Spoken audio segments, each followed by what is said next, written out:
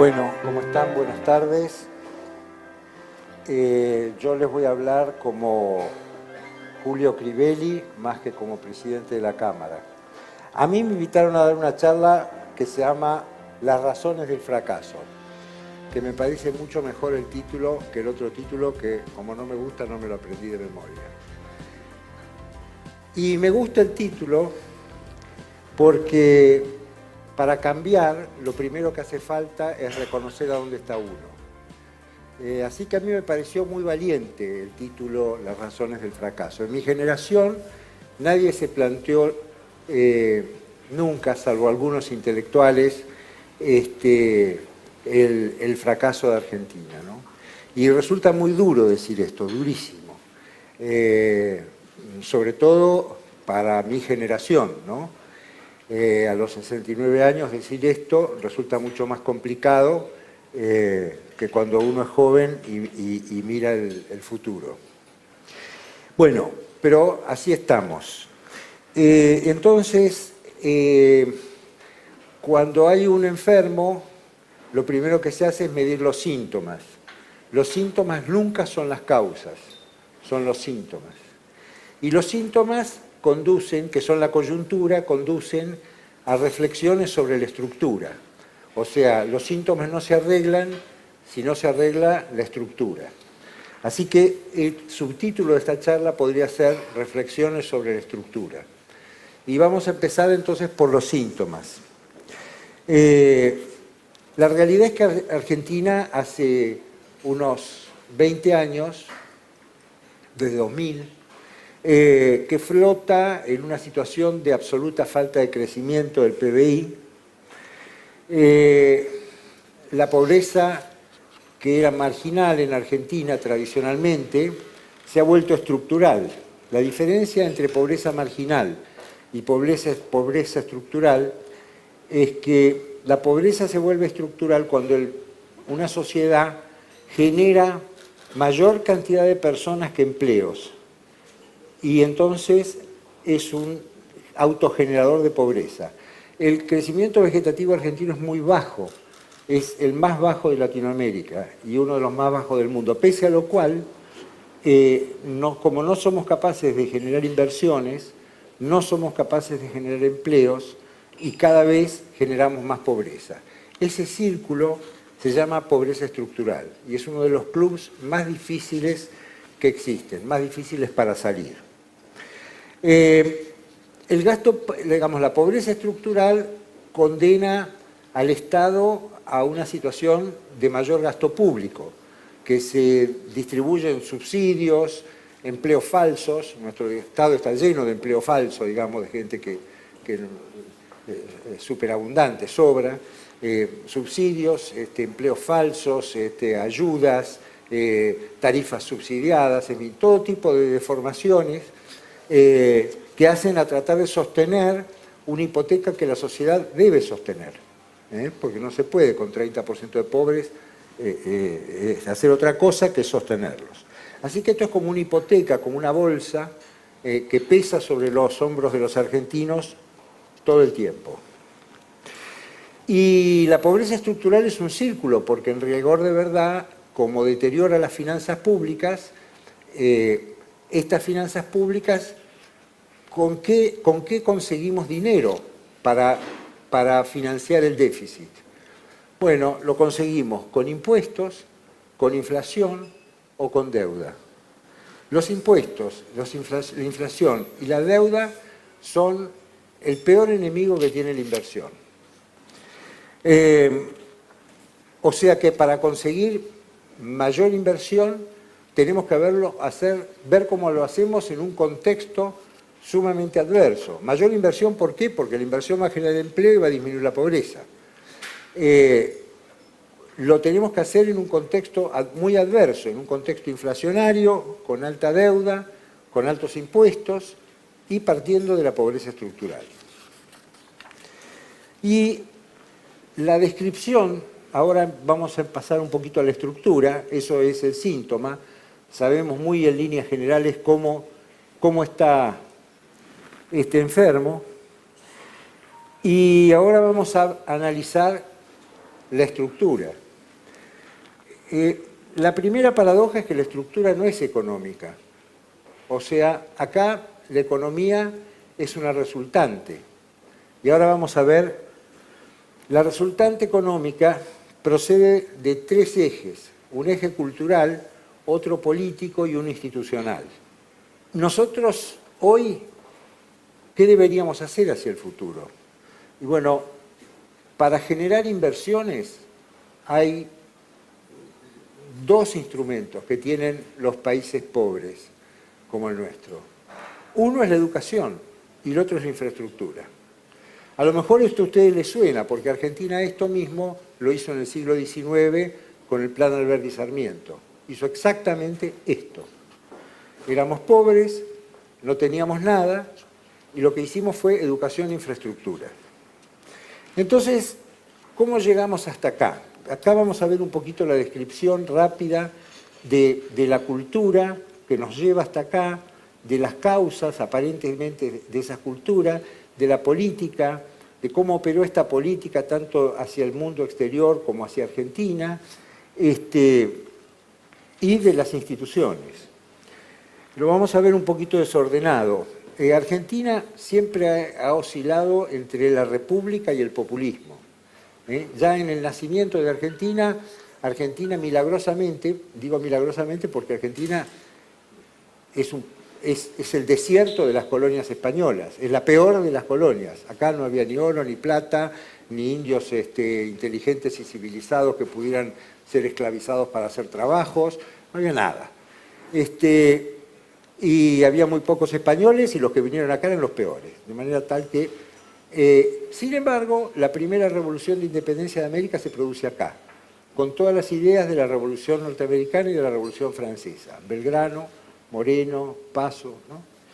Increíble. También se genera un ejército, pero un ejército en serio, armado, bien, ¿no? En colección de gauchos que van con unos palos. Una cosa en serio, que cruza los Andes, llega a Perú, llegan al sur de México, ya sin... Bueno, esta colonia perdida en el desierto, de tipos pobres que no tenían nada, insólitamente genera esto, con una enorme vocación republicana. Pero al poco tiempo, ustedes recordarán cuando estudiaban historia, la Junta de Observación, viene Saavedra, produce la muerte sospechosa de Moreno, y poco a poco Argentina se va deslizando hacia un populismo rosista. Rosas es el restaurador de las leyes. ¿Por qué es el restaurador de las leyes?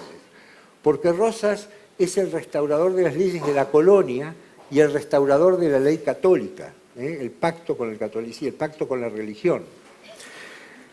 Así que ya ahí tenemos una primera oscilación. Y vamos a tratar de ir un poco más rápido, porque si no, recorrer todo esto va a ser difícil.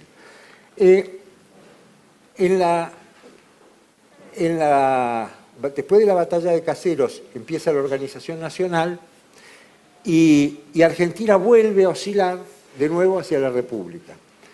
En ese momento, en 30 años se producen dos libros que van a marcar nuestra cultura. Pero yo ahora no estoy hablando de la cultura de ir al Teatro Colón a escuchar una ópera, estoy hablando de la cultura de los valores políticos que informan la estructura de una sociedad. Dos libros. Esto es increíble en una sociedad, ¿no? Facundo y Martín Fierro. Facundo es el libro de la civilización, el mismo Sarmiento lo subtitula Civilización o Barbarie. Facundo es el libro que propone una república capitalista desarrollada, con inmigración, con infraestructura, con todas estas cosas. Martín Fierro exalta los valores de un gaucho que es un desertor, que abandona a su familia, que abandona su patria, que mata, asesina, bueno, qué sé yo. Es el disvalor permanente. Es muy simpático como poema épico, pero los valores son muy diferentes. Borges decía siempre que Argentina había oscilado siempre entre Facundo y Martín Fierro. Y ahora hay un libro reciente muy bueno de un escritor que se llama Gamerro, que se llama Facundo o Martín Fierro. Así que este tema de Facundo Martín Fierro, de la oscilación entre el populismo, es algo muy viejo en Argentina. Hemos tenido guerras por este motivo. Entonces se produce lo que llaman la República Agroexportadora. Este es el nombre más, el nombre que le dan los críticos, ¿no? La República Agroexportadora es el eje Alberdi Sarmiento. Entonces, ¿qué es lo que se produce? Se produce una enorme inversión en infraestructura, 40.000 kilómetros de ferrocarriles en 40 años. Es una inversión más grande que la que tuvo Estados Unidos en términos de cantidad de ferrocarriles en tiempo. La educación libre, gratuita y obligatoria, y una constitución claramente capitalista y republicana. ¿Qué es lo que vieron estos tipos? ¿Qué miraron? Lo que miraron era lo que pasaba en el mundo.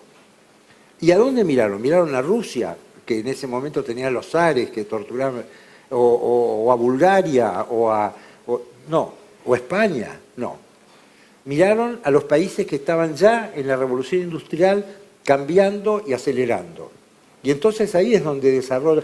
Fíjense que Alberdi y Sarmiento se peleaban todo el tiempo, se detestaban entre sí. Yo estoy hablando del eje Alberdi y Sarmiento porque uno puede unirlos por las ideas, no por las personalidades. Entonces se genera esta cosa de la inmigración, la educación y la infraestructura. Son tres ejes milagrosos. Lo que producen esto es un crecimiento económico y una inversión masiva. 6 millones de inmigrantes en creo que algo de 30 años. Inmigrantes que sabían cómo trabajar la tierra. Por eso Argentina se convierte en el granero del mundo. El campo argentino no está hecho por los gauchos. La agricultura está hecha por los italianos. La ganadería por los irlandeses y los gallegos. La lechería por los vascos. Acá no había nada, ni perejil. Bueno, todo esto lo hacen dos tipos en el tiempo de 30 años. ¿Con qué? Con una cultura que baja a una estructura política, la Constitución, y que termina en instituciones. Una república bastante evolucionada, por supuesto, si la criticamos con los valores de hoy, eran unos energúmenos, el fraude patriótico, todo lo que quieran. Pero digamos que si la vemos en el contexto de los niveles republicanos y democráticos de la época, tanto en Europa como en América, yo diría que estábamos un poquito arriba del promedio. Sorprendente esto, las dos colonias que todo el mundo, si ustedes lean todos los historiadores de la época y los comentaristas políticos, lo que esperan es un gran Brasil y un gran México. Nadie habla de Argentina. Pero Argentina sale adelante porque tiene una cultura, porque la puede plasmar en políticas, lo cual no quiere decir que no tengan disidencias.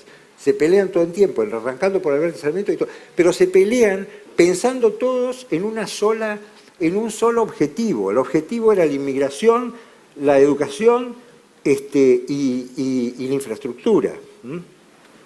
Lo de infraestructura es maravilloso. Yo les voy a contar un solo ejemplo. ¿Cómo se construyen los ferrocarriles? Porque es fácil hacer una concesión cuando hay usuarios y consumidores. Ahora, ¿cómo se hace cuando hay un desierto? Bueno, cuando hay un desierto lo que se hace es darle una legua a cada lado del ferrocarril, traer a los inmigrantes, que el ferrocarril le venda la legua a los inmigrantes, que los inmigrantes produzcan agrariamente al borde de la línea, que carguen y que paguen tarifas. Bueno, esto es como se hizo 40.000 kilómetros de ferrocarriles. Estas ideas brillantes son las que informan a Argentina. Y fíjense que es de la nada, porque es construir un ferrocarril que llegó a Salta absolutamente de la nada. Llegó a Salta el del norte, todos los demás. Bueno, ahora, y acá interviene de nuevo la cultura, y ustedes fíjense cómo todo esto nos va a explicar cómo salimos de este embrollo en el que estamos hoy. Interviene la cultura de nuevo negativamente. Ahora el péndulo de Argentina oscila de nuevo hacia el populismo. ¿Y qué es lo que sucede? Sucede que los campos han tenido un valor enorme, altísimo, por esta inmigración, por estos ejes que hemos hablado, la infraestructura, la inmigración, todas estas cosas han generado que el campo argentino valga muchísimo. Hasta 1900/1910, los inmigrantes reciben tierras en propiedad. Y está en la famosa Colonia Esperanza. Ustedes recordarán que Sarmiento hace su discurso de la presidencia en Chivilcoy y dice, haré 1000 chivilcoyes. Bueno, pasa todo esto. Pero a partir de cierto momento, las clases dirigentes empiezan a tener miedo de que, con la educación libre, gratuita y obligatoria, los inmigrantes empiecen a tomar el poder. Al mismo tiempo, por una razón de ignorancia, tienen miedo de transformarse en su capitalismo agrario en capitalismo financiero e industrial, que es el destino final, es la etapa final del capitalismo. Hoy tendríamos otra etapa final que es el digital, pero digamos en esa época teníamos estas tres. Ellos no se animan a saltar ese cerco, tienen miedo, el miedo provocado por la ignorancia. Esta situación no es que seamos muy malos nosotros. En Inglaterra, en Estados Unidos pasó lo mismo. La guerra entre el norte y el sur es porque el norte es industrialista, quiere los inmigrantes, quiere ir para adelante, quiere cambiar, quiere todo eso, y el sur quiere todo lo contrario. El sur quiere quedarse en el campo, establecer... Bueno, finalmente esto termina en una guerra donde se murió casi 1 millón de personas. Así que este asunto de tener miedo a la evolución del capitalismo no es tan antinatural. En Argentina, lamentablemente, no se produce la derrota de los temerosos, sino que los temerosos comienzan a instaurar una cultura insólitamente antiinmigratoria. Imagínense en un país de 6 millones de inmigrantes, que al inicio del proceso inmigratorio tenía 800.000 habitantes, censo de Sarmiento, hacer una política, pero lo consiguen, porque la cultura es muy poderosa. Entonces, ahí viene la reinauguración de Martín Fierro. Curiosamente, fíjense, de golpe, el libro Martín Fierro, a través de Leopoldo Lugones, se transforma en un ícono de la cultura de Argentina. Los inmigrantes que hicieron en Argentina, los italianos, que empiezan a ser desvalorizados. En una Argentina donde Pellegrini, el hijo de un carbonero, fue presidente, 20 años después los inmigrantes son desvalorizados. Esto es increíble, pero se consigue. Y se empiezan a abandonar los sueños. Argentina pareciera que va a quedar como una república agroexportadora, con un montón de inmigrantes que trabajan, pero protestan. En 1912 se produce el Grito de Alcorta, donde existe una protesta de los inmigrantes, una protesta fuertísima de los inmigrantes en contra de la situación agropecuaria donde no tenían tierras. De manera tal que acá se va a generar toda una discusión sobre la identidad argentina. Aparece un sustantivo horrible que se llama la argentinidad, y se identifica todo esto, estamos hablando de la cultura, porque esto va a devenir en la política. Se identifica todo esto con Martín Fierro. Martín Fierro es el nombre del principal grupo de intelectuales argentinos en 1926. Curioso que un gaucho analfabeto le dé el nombre a un grupo de intelectuales. Se debió haber llamado Facundo el grupo, pero se llamó Martín Fierro. Se produce además el nacimiento de la Liga Patriótica, una organización paramilitar profundamente profundamente nacionalista. Lugones en 1926 dice que para felicidad de los pueblos de América y en especial de Argentina ha llegado la hora de la espada. Voy mezclando, en 1926 se empieza a editar Paturuzú, un indio millonario que nunca trabajó, es un heredero, es inmensamente fuerte pero no es inteligente, no sabe nada, es un ignorante, es una especie de Martín Fierro indígena. Y el resultado de todo esto es que Argentina empieza a tomar distancia de Occidente. Argentina ya no es más ese país que quería ser occidental, que quería ser Facundo, es el país que quiere ser Martín Fierro, se empieza a encerrar. En la Primera Guerra Mundial produce la primera traición a Occidente. Argentina no se anota en la guerra.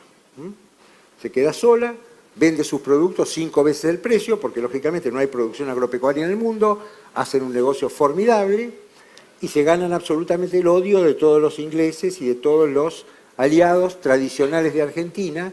Piensen ustedes la inversión británica en Argentina, 40.000 kilómetros de ferrocarriles. Bueno, con esos tipos nos peleamos.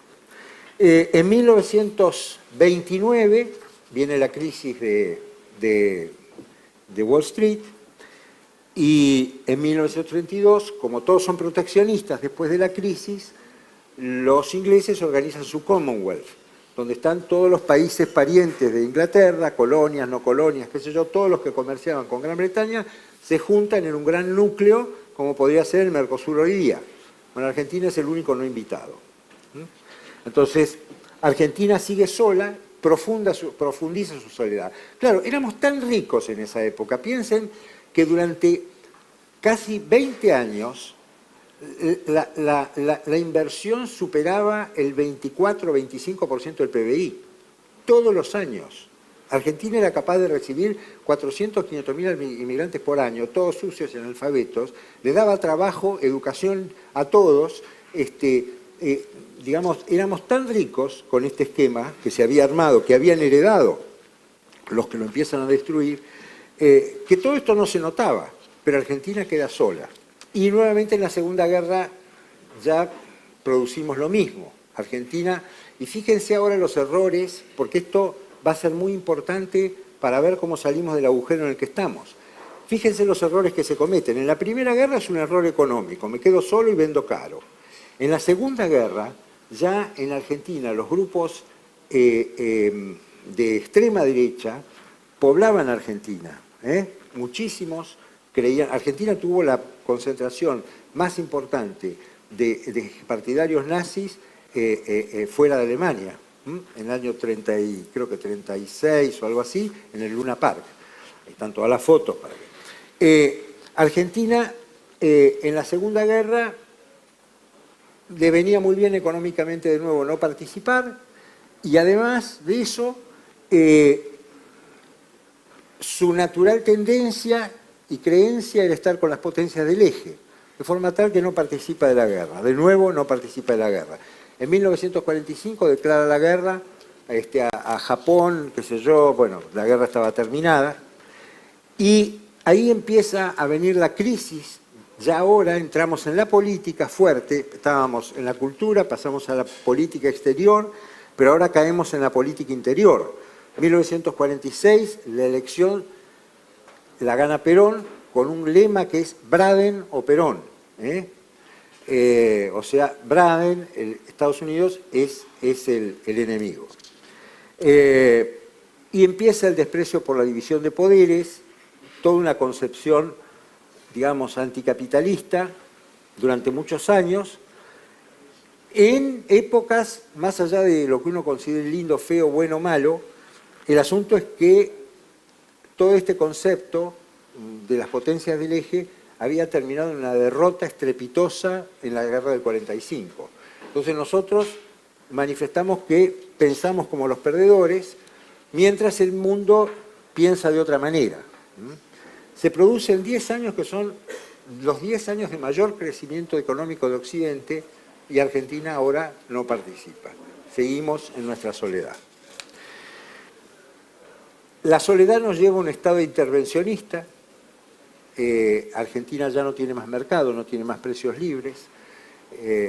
Se habla de bienes estratégicos, y prácticamente todos son bienes estratégicos. La minería, el petróleo, el acero, los transportes, todos son bienes estratégicos. Lo que le queda a los particulares es el comercio, no muy grande.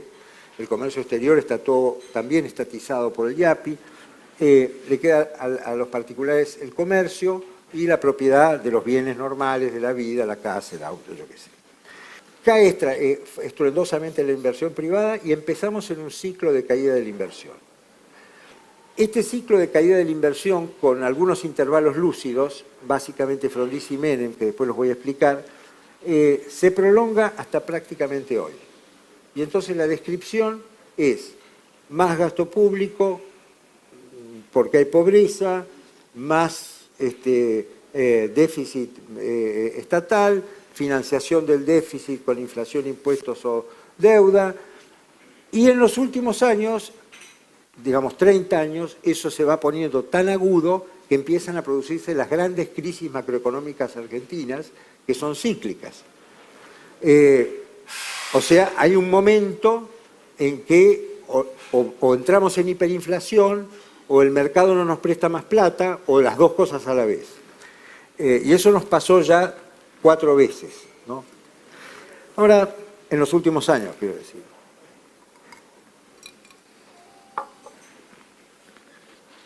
Bueno, llegamos hasta acá. Mi abuela siempre decía que uno puede tocar fondo o recorrerlo. Es preferible no recorrerlo, es preferible tocarlo. Los ingleses, que han tenido millones de crisis, siempre sus revoluciones son volviendo hacia atrás respecto de los principios, ¿no? O sea, rescatan los viejos principios y los adaptan a la vida moderna como manera de salir de sus crisis.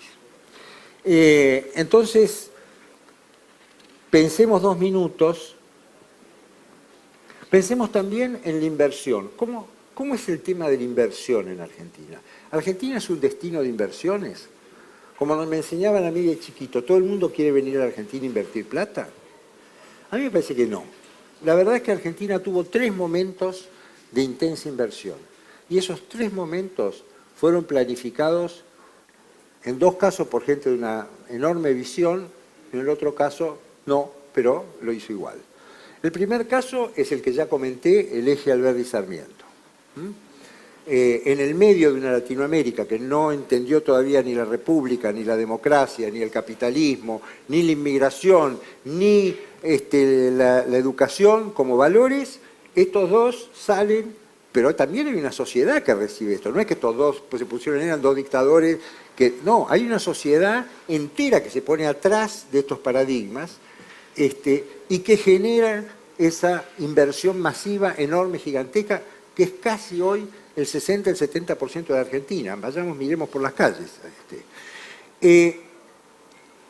Después se produce una larga noche, que arranca en los 40. Y de nuevo aparece la luz con Frondizi. Y Frondizi también tiene un plan. Frondizi habla del autoabastecimiento petrolero, el polo petroquímico de la Bahía Blanca, los nuevos puertos argentinos para abaratar el comercio de cereales, la industria metalmecánica de la Pampa Gringa, digamos, Frondizi tiene planes, no como el plan Alberdi Sarmiento, una gran concepción general, planes específicos, pero consigue una inversión masiva en Argentina. La industria argentina está fundada en la época de Sarmiento, esta es la verdad, de Sarmiento, de Frondizi. Bueno, se va Frondizi en circunstancias muy tristes, y viene otra larga noche hasta Menem. Menem es un personaje, bueno, ustedes lo vieron, parece el indio Gasparino, pero de cualquier manera, Menem se da cuenta que tiene a su alrededor una enorme cantidad de activos absolutamente inertes, que lo único que hacen es producir pérdida y no dan servicio, ningún servicio. Que tiene que dar agua, no produce agua, el que tiene que... nada. Bueno, hace la privatización, muchas veces con procesos muy criticables, ¿no? Muchas veces con procesos muy criticables, pero los privatiza. Y la privatización genera servicio y genera impuestos. Y saca el gasto estructural del Estado. En ese momento, el gasto excesivo, porque no éramos tan pobres, entonces el gasto excesivo del Estado, por supuesto que había gran parte para sostener pobreza, pero la mayor parte era por el déficit de estas organizaciones. Al sacar las organizaciones se ve el déficit, las organizaciones empiezan a ser eficientes, ganan plata, pagan impuestos. Y después entramos en la noche de nuevo y llegamos hasta acá. Y ahora tenemos 2 conclusiones. Primero, Argentina no es un destino de las inversiones. Acá nadie muere por venir. Somos 40 millones de gatos locos, así que no somos un mercado industrial. No hay nadie que consuma la escala que necesita la industria moderna para producir. Estamos lejísimos. Estamos lejísimos. Así que la logística de Argentina es cara. Es cara. De manera tal que no tenemos alrededor de nosotros fronteras de gente rica. no hay compradores ricos alrededor nuestro, los cuales le podamos vender algo. Todos los compradores están lejísimos. De manera tal que producir esta inversión que necesitamos para generar empleo, para disminuir la pobreza, que es el objetivo de esta charla, salir del fracaso, no es fácil. Necesitamos un plan, necesitamos una teoría. No se puede sin una teoría. Los tres grandes momentos fueron con teorías. Acá no sé cuál es la teoría, pero hay que inventarla. Si no, ni los argentinos van a venir. Fíjense que nosotros hemos espantado un PBI entero. Ahora está blanqueado, así que ya esto no son comentarios. Hay un PBI entero blanco de los argentinos que estén activos financieros en el exterior, aterrorizado, lleno de pánico porque no quiere volver a la Argentina.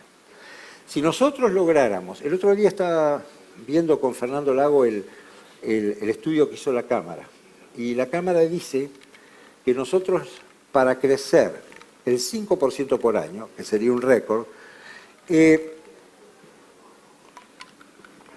necesitaríamos una inversión en infraestructura de 7,5 puntos del producto. Quiere decir que con 7,5% anual de lo que tenemos los argentinos guardado en el exterior, nosotros podríamos generar la inversión necesaria para generar empleo y para bajar la pobreza. No necesitamos a nadie. Lo que necesitamos acá es crear negocios para que los argentinos vengan y pongan esa plata. Entonces la pregunta ahora es, ¿cómo generamos estos negocios? Bueno, y de nuevo tenemos que empezar, por eso decía lo de las revoluciones inglesas, tenemos que empezar viendo a nuestros maestros. ¿Qué hubieran hecho ellos? ¿En qué hubieran pensado primero?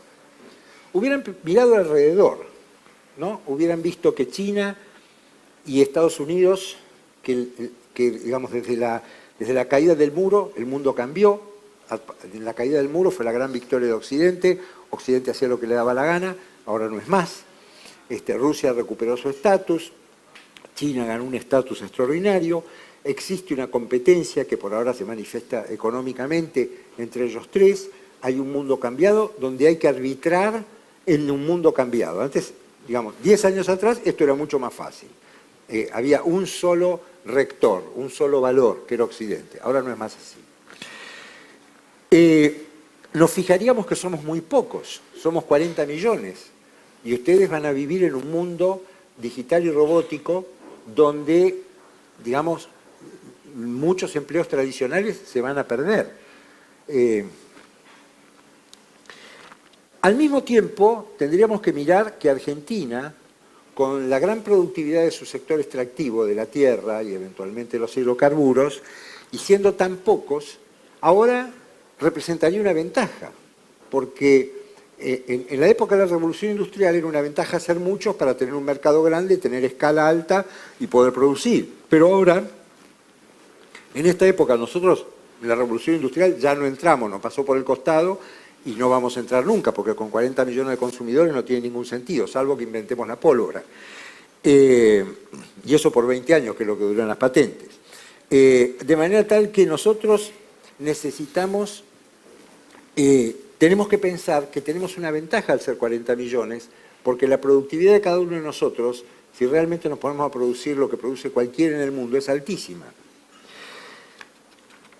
También tendríamos que pensar cuánto nos va a durar la renta agropecuaria, porque la tecnología todo el tiempo va a hacer que sea más fácil producir en tierras peores y en lugares peores.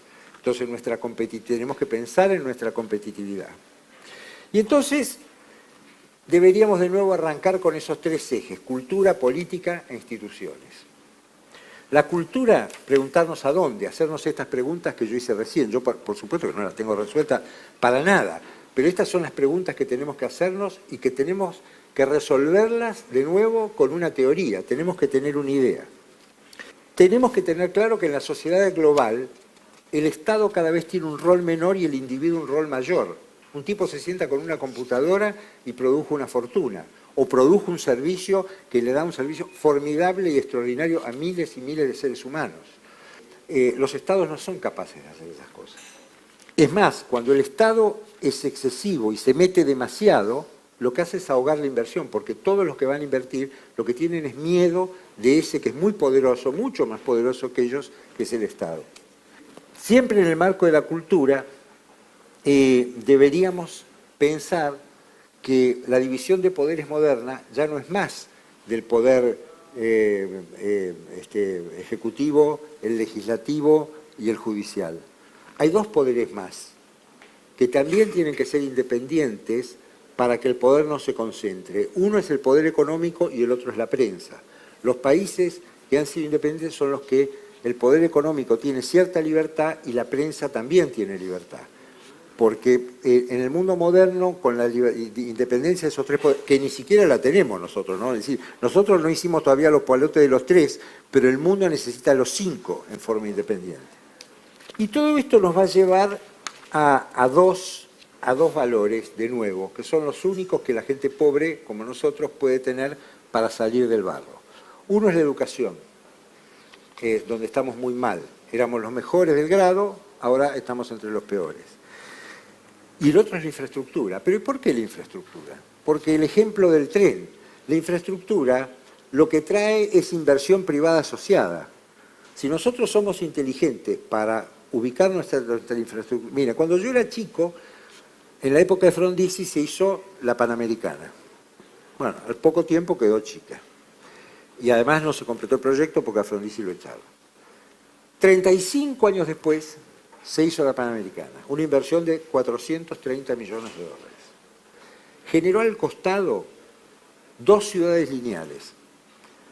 Inversiones desde un kiosco de cigarrillo hasta una multinacional, desde un shopping hasta un tipo que vende medias, desde fábricas e industrias a edificios de oficinas.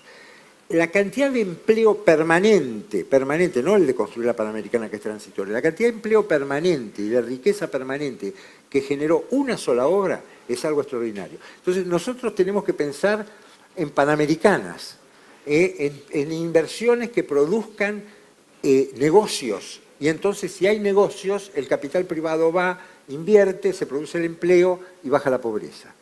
Este es el único paradigma que hay. Y la educación. ¿Y por qué la educación?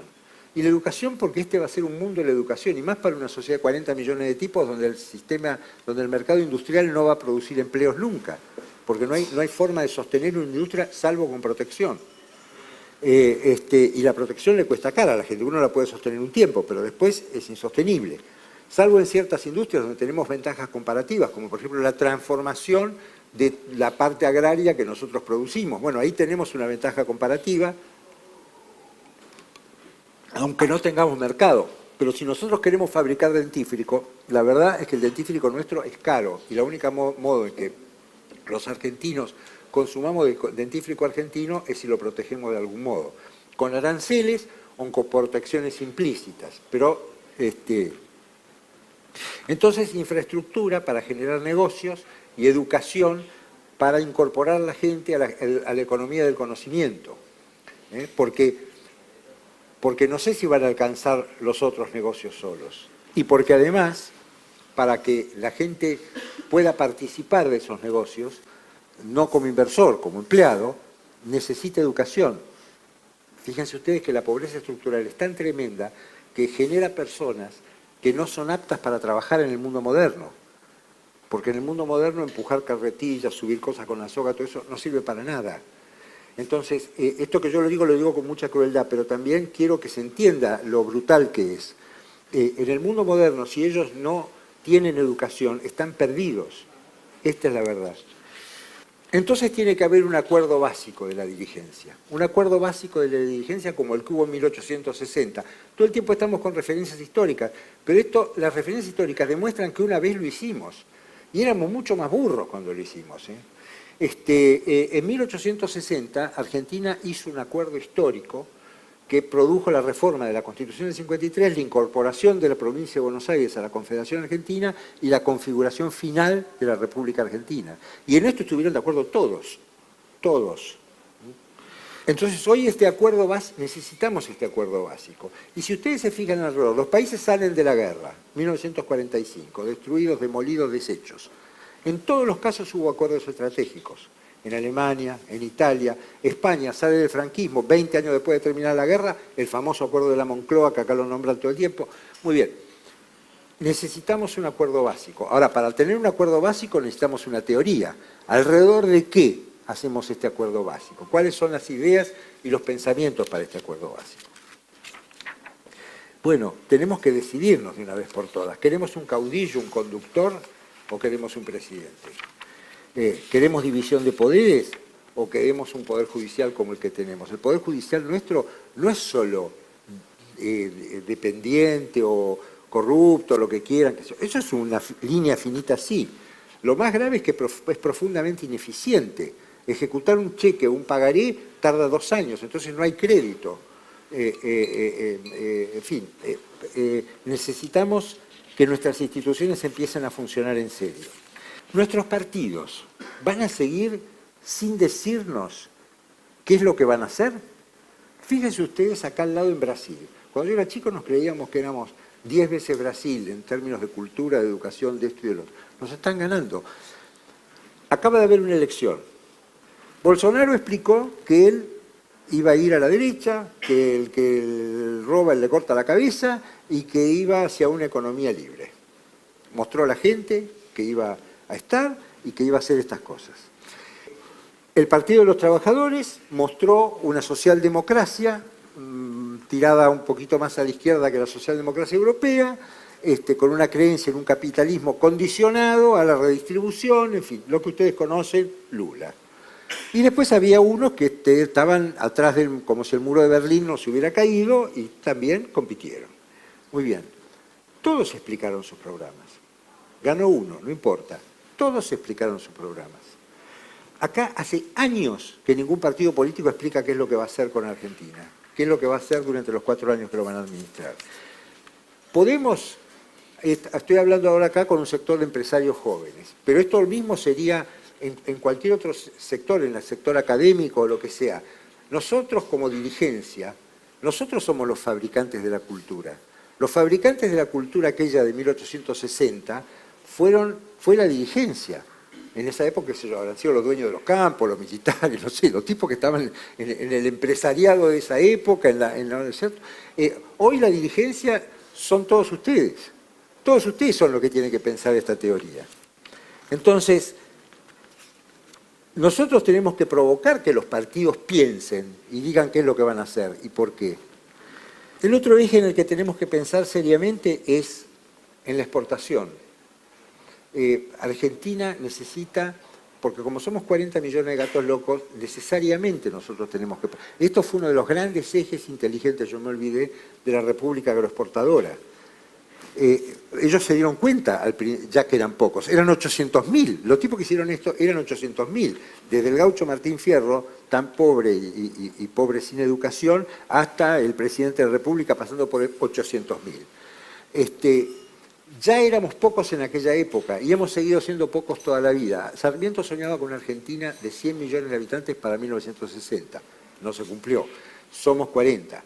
Entonces, tenemos que pensar en que los mercados están afuera y tenemos que pensar y estructurar nuestro pensamiento económico, nuestro pensamiento político en pensar en vender afuera. Y tenemos que pensar entonces en términos de infraestructura, ahora estamos entrando en las instituciones, o sea, hemos pasado por la cultura, bajamos a la política y ahora vamos a bajar a las instituciones, que son el resultado final de estos otros 2 ejes. Entonces, si nosotros nos vamos a dedicar al problema de la infraestructura, tenemos que estudiarla en serio. En Argentina la infraestructura se genera políticamente. De repente hay aciertos formidables, como la Panamericana. Aciertos formidables si lo miramos cuando se hizo, porque si miramos que se tardó 35 años en hacerla, es un fracaso. Todo depende para qué lado queramos mirar. Bueno, tratemos de mirar para cuando se hizo. Entonces, nosotros necesitamos que el sector privado participe del diseño de la infraestructura argentina para que realmente la infraestructura argentina cumpla con ese propósito de generar negocios, de generar inversión de capital privado asociado. Porque el sector público normalmente esta sensibilidad no la tiene y lo que mira es hacer el acceso a un pueblo porque así consigue más votos. Y nosotros eso, en este momento lo que necesitamos es conseguir más negocios, no más votos, que le den empleo a la gente. Y eso se consigue con la presencia de los factores de producción y del comercio. Entonces necesitamos una agencia central que piense la totalidad de la infraestructura argentina. Necesitamos quitarle los fondos a los políticos en un sistema fiduciario que tenga un volumen financiero de mínima, que pueda ser apalancado y que podamos recuperar parte del atraso enorme que estamos sufriendo. Porque si vamos a ir haciendo las obras con el presupuesto, con el certificado de obra de lo que podemos hacer cada año y de lo que cada año tenemos como plata, no llegamos nunca más. Entonces nosotros necesitamos un shock como el que se produjo en el siglo XIX. Y para eso lo que hay que hacer es apalancar los flujos. Entonces tenemos que crear flujos virtuosos, administrados de forma intocable, para que esos flujos se puedan apalancar. Después construir por obra pública, por PPP, no importa la modalidad contractual. La modalidad contractual será la de cada caso, que se elegirá la más apta. Tenemos que modificar nuestro sistema de administrar contratos, porque nuestro sistema de administrar contratos está concebido en la primera mitad del siglo XX y tiene una discrecionalidad y un autoritarismo por parte del Estado que es enorme y no favorece para nada la inversión de capital privado. Tenemos que entrar en el tema de educación y de nuevo, general, ustedes saben que la educación fue concebida por Sarmiento, la educación libre, gratuita y obligatoria. Se pasaron discutiendo no sé cuántos años, pero mientras discutían hacían cosas, ¿no? Todas anárquicas, pero la educación en Argentina mejoraba. Lógicamente ustedes me pueden decir, bueno, pero la vara de la que partían era muy baja, es verdad, pero mejoraba. Hasta que llegó la ley de educación gratuita y obligatoria hecha por el detestado general Roca. Muy bien. Roca, que era una mala persona, hizo la ley de educación gratuita, universal y obligatoria, que hizo que Argentina fuera el país más alfabetizado de América, incluido Estados Unidos. Hubo una agencia federal, era el Ministerio de Educación, hubo una planificación central de tipos que sabían muchísimo. Sarmiento trajo a las maestras de Estados Unidos para que le enseñen a las maestras de acá. No hubo ningún complejo en ir a buscar los conocimientos a donde estaban.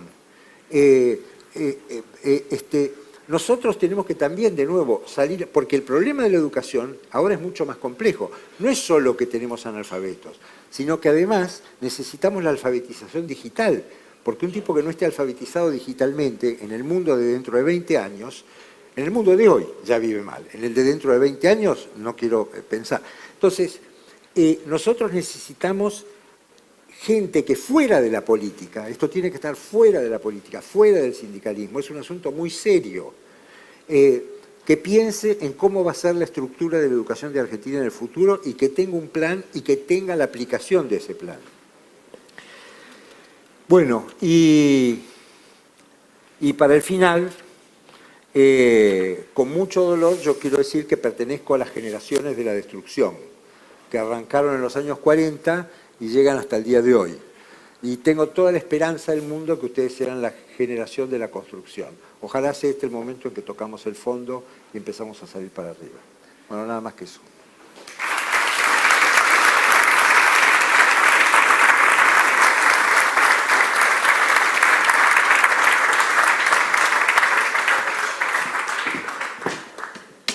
A lo largo de la historia, Argentina, aparte de los fracasos que notamos, fue un fracaso importante de las instituciones. Nunca logró generar instituciones fuertes que marquen un poco la agenda de los políticos, de los jueces o de Argentina en general. Y hoy seguimos encontrándonos con los mismos problemas, digamos. Vos estás en un rol muy importante, que sos presidente de una de las 6 cámaras del G6. ¿Qué podemos hacer desde las instituciones para favorecer esta falta? Sí. Bueno, Argentina tuvo momentos y momentos, ¿no? Tuvo momentos en que las instituciones nuestras, a niveles comparativos del resto de Latinoamérica, eran realmente muy, muy importantes, y tuvo momentos en los cuales, bueno, a partir de los 30, ustedes recuerdan que miren, el centro y el corazón de las instituciones es un poder judicial. Es la primera institución que aparece en una cultura. Cuando aparece el Poder Judicial en una cultura es porque se ha dado un paso enorme hacia adelante. Y en Argentina es así también. En el año 30, nosotros tuvimos esa democracia, ¿no?, muy frágil y todo, pero que vivió entre 1860 y 1930. En el año 30 se produce la revolución y la Corte reconoce la autoridad de la revolución triunfante. Es un momento funesto para Argentina. Es como el momento en que se apretó el botón de la destrucción del poder, de la independencia del Poder Judicial argentino. Y realmente sí, el problema institucional es muy grave. Yo hablé recién de la independencia de poderes y de la necesidad de incorporación y salvaguarda de dos poderes más, que no son poderes públicos, son poderes privados, que es el poder económico y el poder de la prensa, el poder de la opinión pública, instituciones que son absolutamente esenciales. Desde el G6, lo que nosotros como Cámara vamos a intentar hacer es que los empresarios, las cámaras empresarias, construyan, de alguna manera, empiecen un ensayo de esa teoría que yo decía recién, que será una propuesta, será la propuesta del G6 y después la borronearán toda porque estará mal, equivocada, lo que sea, pero hay que poner la pelota a rodar, hay que empezar a pensar en Argentina hacia el futuro. Porque acá, si nos quedamos acá, estamos fritos. Acá llegamos al final del camino. Peor no se puede. Bueno, mi abuela se decía que sí, que se puede. Pero yo creo que ya estamos bastante mal como para, ¿no? Así que creo que el G6 lo que puede hacer es eso, empezar a trabajar en una propuesta que mire por arriba de la pared de ladrillos hacia un horizonte más lejano que la elección que viene, ¿no es cierto?, que es bastante problemática. Yo creo que lo que debería pasar es que las instituciones que están fuera de la política y del Poder Judicial empiecen, por lo pronto, a reclamar una reforma de la estructura del Poder Judicial en términos de un Poder Judicial eficiente. No, ya ni nos metamos en el problema de si depende, si no depende, si los espías los influyen. Empecemos, aunque sea, para que un juicio no tarde 27 años. Yo pienso que el rol de las instituciones de la sociedad, como la Cámara o la Unión Industrial, o digamos, los 6, es empezar por plantear esto, eventualmente en un segundo plano, empezar a pensar en una estructura. Esto hay expertos, se puede encargar en proponer cosas que no necesariamente van a ser las que se cumplan, pero es un modo de impulsar el cambio. Necesitamos impulsar un cambio. El Poder Judicial nuestro, en la mayoría de los casos, escribe los expedientes, en fin. Pero hay una salida también para el Poder Judicial, porque hay dos temas, ¿no? El Poder Judicial penal es un tema, pero lo importante para una sociedad es el otro Poder Judicial, el que regula las relaciones humanas, las relaciones comerciales. Esa parte, que es la parte civil del Poder Judicial, puede mejorar muchísimo con el arbitraje, que es una solución intermedia hasta que se pueda llegar a un Poder Judicial que funcione. Acá el arbitraje en la Argentina no funciona. Bueno, los privados podemos fundar instituciones de arbitraje, de hecho la Bolsa tiene una que funciona fantástico y muy prestigiosa.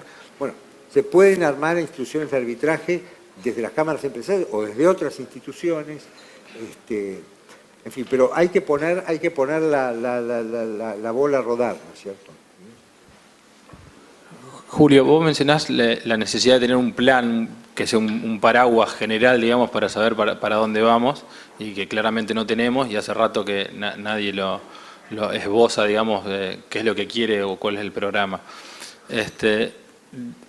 Para tener eso hace falta consensos y se ve tanto a nivel institucional como a nivel político, es decir, a nivel sindical, una falta, digamos, de capacidad de generar consensos, acuerdos macro generales para poder empezar aunque sea pensar el plan, digamos. ¿De qué forma, digamos, pensás vos que se pueden ir generando esos consensos, digamos, para arrancar, aunque sea? Porque estamos, por ejemplo, en ahora pronto elecciones y yo creo que es el único país donde hay 3 candidatos que todavía no se nombraron como candidatos, no hablan, miden, y si hablan, miden menos. Entonces, es como que el escenario es complicado. Yo creo que el escenario es complicadísimo, no hay ninguna duda. No hay ninguna fórmula para esto. Por eso yo pensaba en que, bueno, que cada uno, nosotros como los 6, deberíamos elaborar una propuesta. Esa propuesta seguramente va a estar viciada porque nuestro pensamiento es un pensamiento de un lado de la sociedad, del lado de los negocios, del lado de las empresas. No importa, es una propuesta.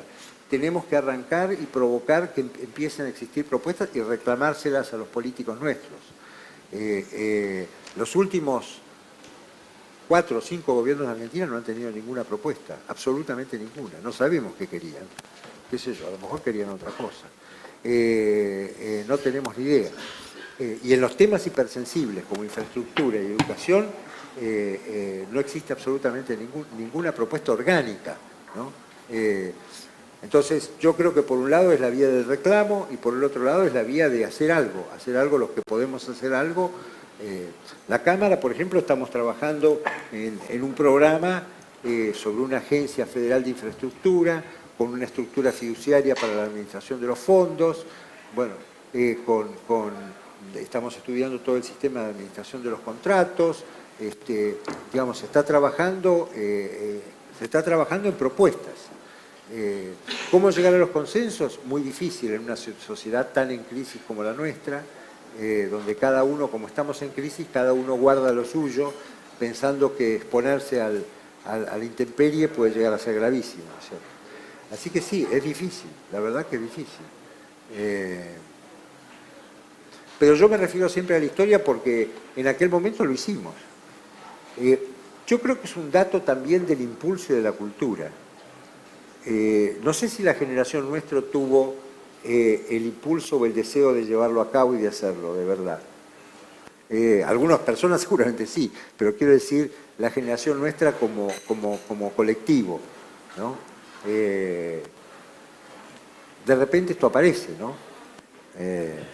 Las sociedades son, de nuevo vuelvo al tema lamento decir esto, ¿no? Pero vuelvo al tema del milagro, porque ¿quién pensaba que en la sociedad, al fin por eso me referí tanto a la historia, que en el desierto, en la sociedad que no tenía ni oro, ni plata, ni cobre, ni estaño, ni nada, los indios eran primitivos de época neolítica, no se los podía esclavizar porque uno los esclaviza no sabían trabajar, no servían para nada. ¿Quién iba a pensar que de ahí iba a salir la estructura política y militar más evolucionada de América fuera de Estados Unidos? Imposible. Bueno, salió. ¿Quién iba a pensar en una Argentina con 35 años de salvaje guerra civil y todo lo demás, que de repente se convertía en la famosa república agroexportadora? Entonces, hay momentos que tiene una sociedad donde se producen estas cosas, ¿no es cierto? Se puede estar produciendo ahora. Ojalá. Sí, buenas tardes. ¿Qué tal? Primero, muy interesante la charla. Tenía 2 preguntas para hacerle en base a los ejes centrales que había planteado usted. Usted había planteado política, educación y instituciones. Respecto de la educación, mi primera pregunta era, dentro de los procesos constructivos de hoy, de la industria de la construcción argentina, ¿cómo se inserta la industria del conocimiento y los avances tecnológicos? Digamos, ¿de qué manera ve usted más cercana que se puedan insertar justamente los conocimientos tecnológicos? Y la segunda pregunta, apuntada a la parte de las instituciones, ¿qué herramientas podemos usar para hacer las instituciones que funcionen mejor, por lo menos en lo que nos compete, que sería la parte de la construcción? Bueno, respecto de la digitalización de los aspectos de la industria de la construcción, la Cámara lo que hace son cursos de capacitación. También la Cámara da becas, desde hace varios años estamos dando becas y todo el tiempo las becas crecen, damos más becas. Y los cursos distintos de capacitación en distintas disciplinas inherentes a la construcción. Tenemos, yo ahora no tengo acá los datos ni las estadísticas, debería estar Hugo Molina, pero realmente la Cámara ha tenido un movimiento muy intenso con todo el tema de capacitación, que sigue y seguirá, ¿no? Y tenemos un departamento de capacitación que funciona muy bien. El otro día yo tuve oportunidad de entrar a un aula donde había 30 chicos de 20 años, del orden de 20 años, todos estudiantes universitarios o egresados de colegios técnicos, aprendiendo sistemas digitales referidos a la administración de una obra, en fin, realmente con muchísimo interés, las preguntas que hacían, todo. Creo que si todas las cámaras hiciéramos eso, mejoraríamos un poco. Y respecto de la institucionalidad de la Cámara, bueno, la Cámara es una institución que ha funcionado afortunadamente por consensos, siempre se puede mejorar. Ahora hay algún grupo que está planteando un análisis sobre la estructura estatutaria de la Cámara, tenemos que verlo, son cosas que... Pero yo les diría que las instituciones del sector privado en Argentina funcionan infinitamente mejor que las instituciones del sector público. Acá el problema grave que tenemos no es cómo funciona la Unión Industrial, sino cómo funciona el Poder Judicial o cómo funciona el sistema de salud de Argentina, ¿no es cierto?